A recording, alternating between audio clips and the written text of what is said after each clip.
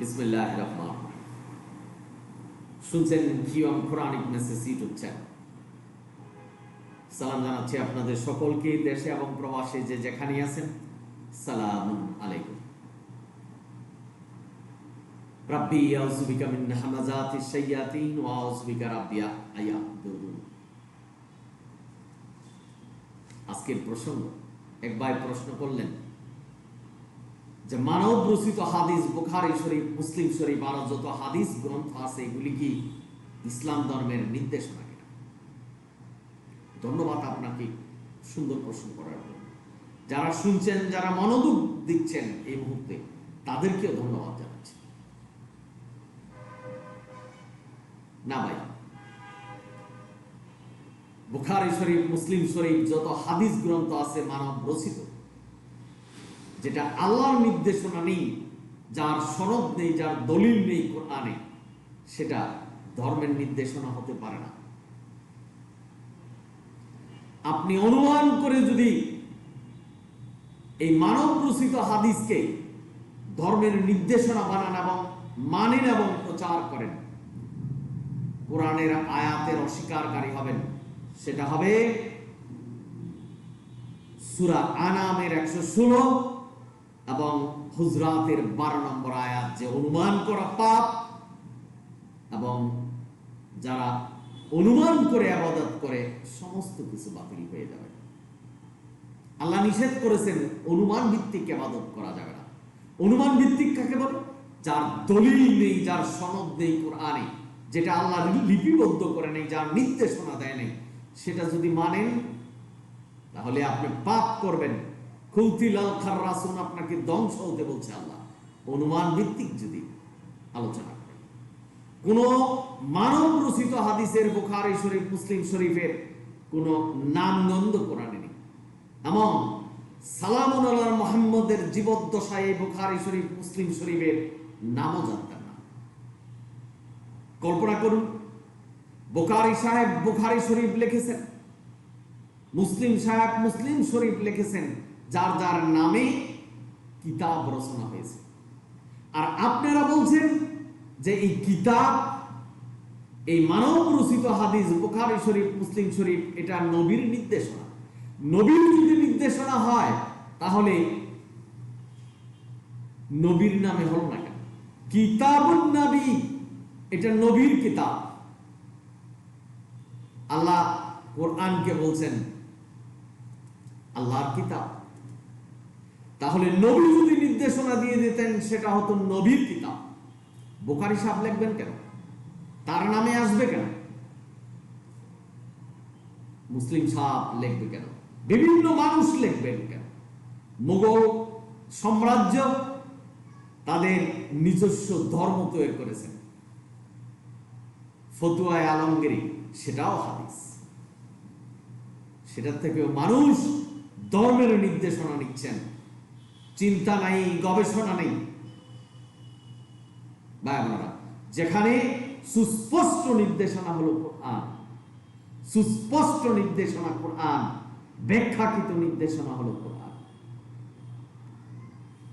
ভাই বোনেরা, আপনারা যারা শুনছেন, তাহলে যার সনদ নেই, যার দলিল নেই, যে হাদিসের, বুখারী শরীফ, মুসলিম শরীফের কোন নির্দেশনা তা পালন করতে হবে, এই ধরনের কোন নির্দেশনা কোরআন দেয়নি, তাহলে আপনি কার নির্দেশনা মানছেন?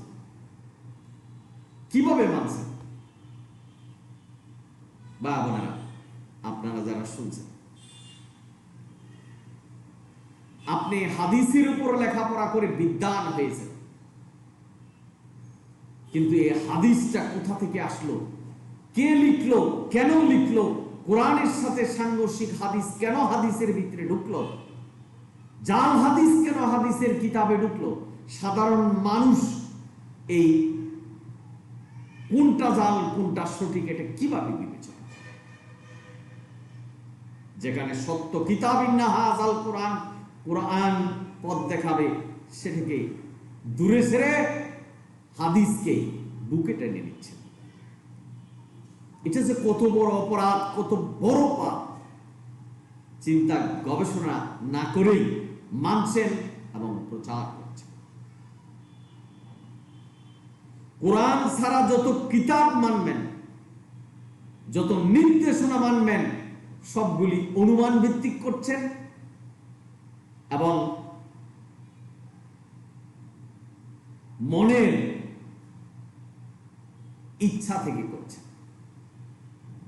আল্লাহ বলছেন, আল্লাহর ইচ্ছাই আমাদের ইচ্ছা। আল্লাহ যা বলেছেন, যা হুকুম দিয়েছেন, যা নির্দেশনা দিয়েছেন, সেই পথেই আমাদের চলতে হবে। আমাদের কোনো নিজস্ব হুকুম বিধান নেই, নিজস্ব কোনো নির্দেশনা নেই। ভাইরা, আপনারা যারা শুনছেন, সুতরাং এই বুখারী শরীফ, মুসলিম শরীফ কখনোই ধর্মের নির্দেশনা নয়।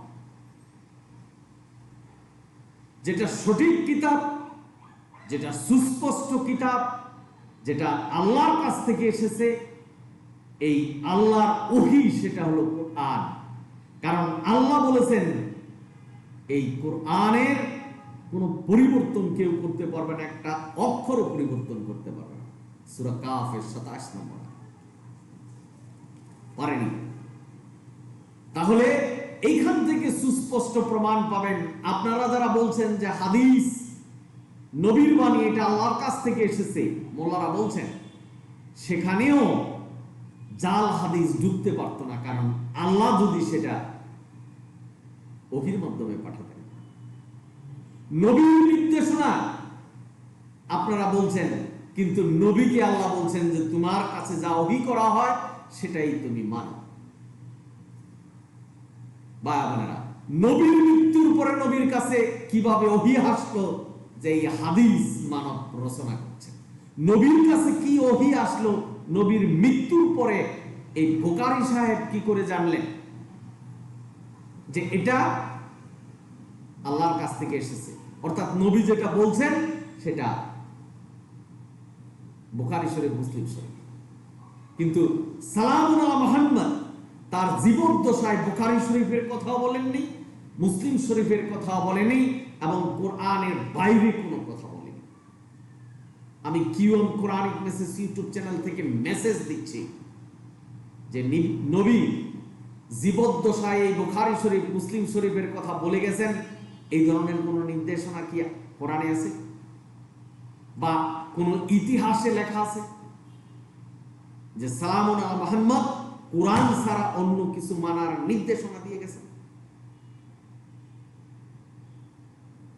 বাবা, আপনারা যারা শুনছেন, সুতরাং আমি এই QM Quranic message YouTube channel থেকে আপনাদের বলছি, অনুমান করবেন না। অনুমান করা পাপ, এবং আল্লাহ বলছেন কুতিলাল খাররাসুন, যারা অনুমান ভিত্তিক ইবাদত করে তাদের ধ্বংস। সুতরাং এটা কে বলেছেন? আল্লাহ বলেছেন। তো আল্লাহ যদি বলে জানেন আপনারা ধ্বংস হবেন, অর্থাৎ আমরা ধ্বংস হয়ে যাব যারা এই অনুমান ভিত্তিক ইবাদত করে। ধ্বংস কি? বিচার দিনে আমল নামা যেটা পাবেন, দুঃখজনক আমল নামা পাবেন, এটাই সত্য। সুতরাং কোরআন মানতে হবে। কোরআনই আমাদের নির্দেশনা, কোরআন দিয়েই জীবন প্রতিষ্ঠা করতে হবে, এর কোনো বিকল্প নেই। বাবারা, আশা করি বুঝতে পেরেছেন। এবং বিশেষ করে যিনি জিজ্ঞাসা করেছেন যে বুখারী শরীফ, মুসলিম শরীফ যত হাদিস গ্রন্থ আছে মানব রচিত, এগুলি ধর্মের নির্দেশনা নয়। কেউ যদি কোনো কথা বলে যে আমি হাদিস থেকে খুঁজে পেয়েছি এটা নির্দেশনা, তাহলে কোরআন দিয়ে যাচাই করতে হবে। কোরআনে যদি না থাকে তাহলে এটা নির্দেশনা নয়। এই পৃথিবীতে মানুষ একদিনই আল্লাহ পৃথিবীতে পাঠায়নি, একসাথে পাঠায়নি। এখনো ক্রমান্বয়ে মানুষ আসছে, কিয়ামতের আগ পর্যন্ত আসবে। সুতরাং এই কোরআন হলো নির্দেশনা, এই কোরআনই মানতে হবে, কারণ আর কোন নবী আসবে না। সুতরাং বুখারী শরীফ, মুসলিম শরীফ এগুলি ইসলাম ধর্মের নির্দেশনা নয়। ধর্মের নির্দেশনা হলো একমাত্র কোরআন। একটা আয়াত দিয়ে আপনি বুঝতে পারবেন যার সনদ নেই, যার দলিল নেই। সনদ মানে সার্টিফিকেট, দলিল সার্টিফিকেট।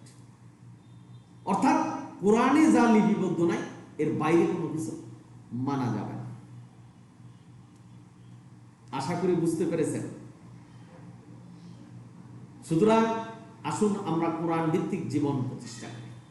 সকলেই ভালো থাকুন, সুন্দর থাকুন। যদি ভিডিও ভালো লাগে সাবস্ক্রাইব এবং শেয়ার করুন। আলহামদুলিল্লাহ রাব্বিল আলামিন। সালামুন